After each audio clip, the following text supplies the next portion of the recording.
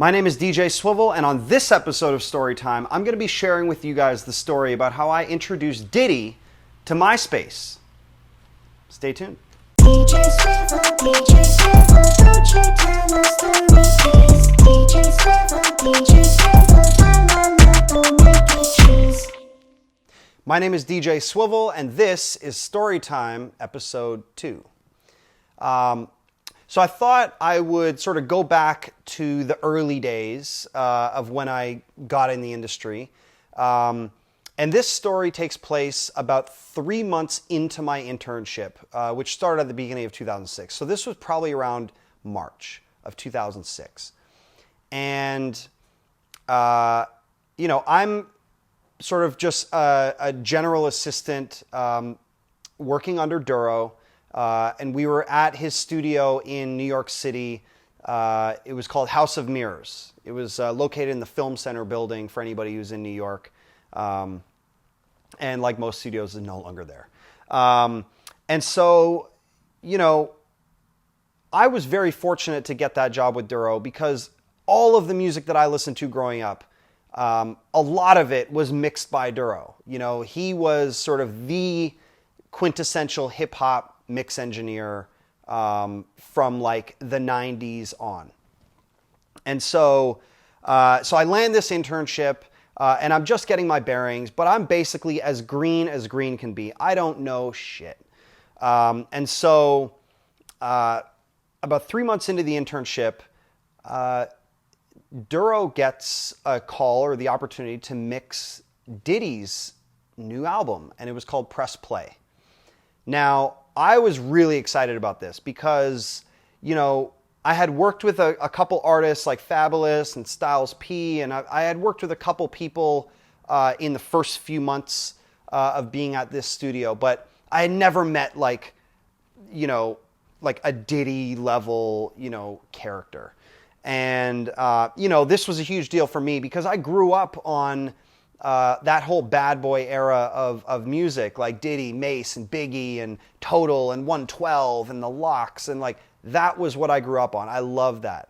Lil' Kim, can't forget that. And so, this was like a really special thing for me, and I was excited to meet Diddy and sort of see what it's really like. What is it like interacting with somebody who you've only ever seen in these huge music videos and at concerts and things like that. So Duro's mixing about half the album. And this was also the very, very early stages of social media. Facebook was like not even a thing. Like it was just getting started. I think Facebook was exclusive to colleges and universities at that point. So it wasn't even a public platform. But what was public and what everybody was using or starting to use was a thing called MySpace. Now, even for me, MySpace was early. I was still just getting, onto MySpace and figuring out what it was, and it was sort of this new thing. You got to like connect with friends, and social media was like alien to everybody. So it was a very exciting time in the world of technology.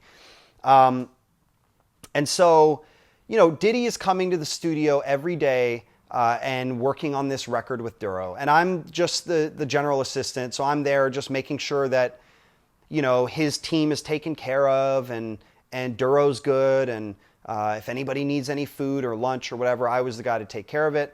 Although Diddy had his own staff around him that was taking care of everything he needed.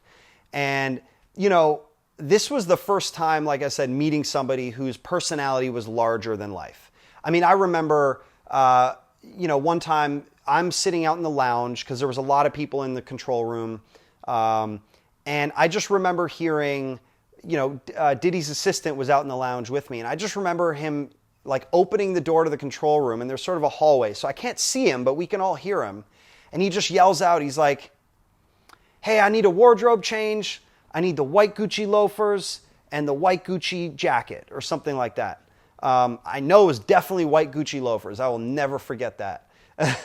And so he's not even filming anything. This is like just a middle of the day wardrobe change for no reason other than he's Diddy and he can ask for that because why not? He's Diddy. And so I just, when I heard that, that was like pretty remarkable to me. And I just thought like, what a person, like what a guy. And so I'm just amazed. Anyways, fast forward, we're getting towards the end of mixing his album. There might have been 1 or 2 songs left to do. And at this point, things had calmed down a little bit. There was less people in the studio. He always had his assistant there, but some of the first sessions, there was like a whole gang of people. And then towards the end, it was actually just like Diddy showing up with one assistant maybe. And so I'm actually in the control room. And I would always try to sneak into the control room. And there would be times when Duro would like text me and say, there's too many people in here, get out. And so I'd go back out. Kind of with my tail between my legs. But then at every opportunity, when he needed something, and he's like, hey, Swivel, come into the studio. Can you go do this, this, and this? And I would go do it. And then I'd come back in the studio, and I'd just sit in the corner and shut up and hope that nobody kicked me out again. So anyways, I'm sitting in the corner at one of these moments, and I was not asked to leave.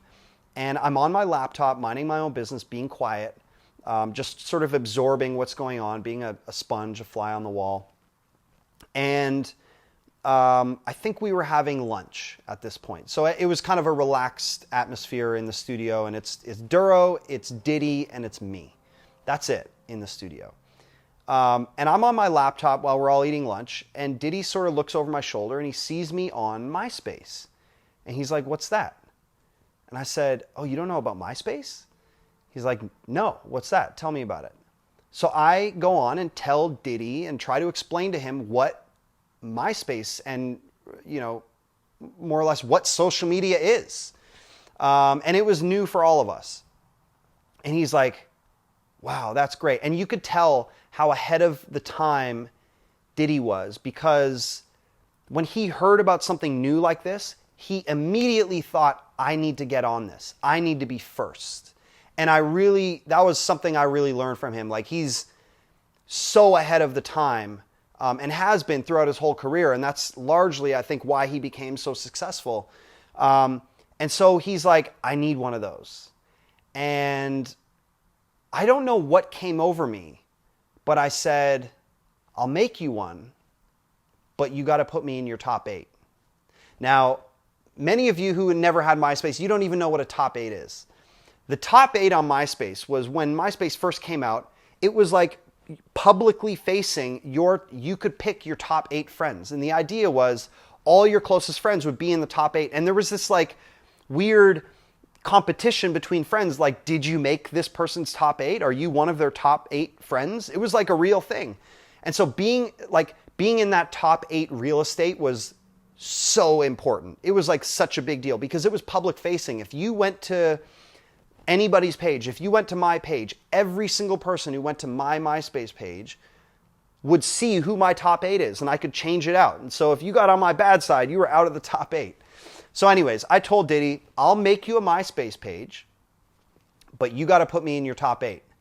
He's like, well, I don't even know what that is, so go ahead.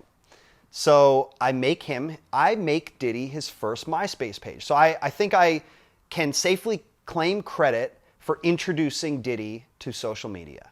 You're welcome, internet. So I make him his MySpace, and I put myself number 1 on his top 8. And I swear to God, I was number 1 on his top 8 for over a year until he finally figured out, what it was. And then he would like switch it around or whatever. But yeah, so that was how I sort of introduced Diddy to social media, to MySpace in particular. And, he used that a lot, and that was how he was connecting to fans at that time.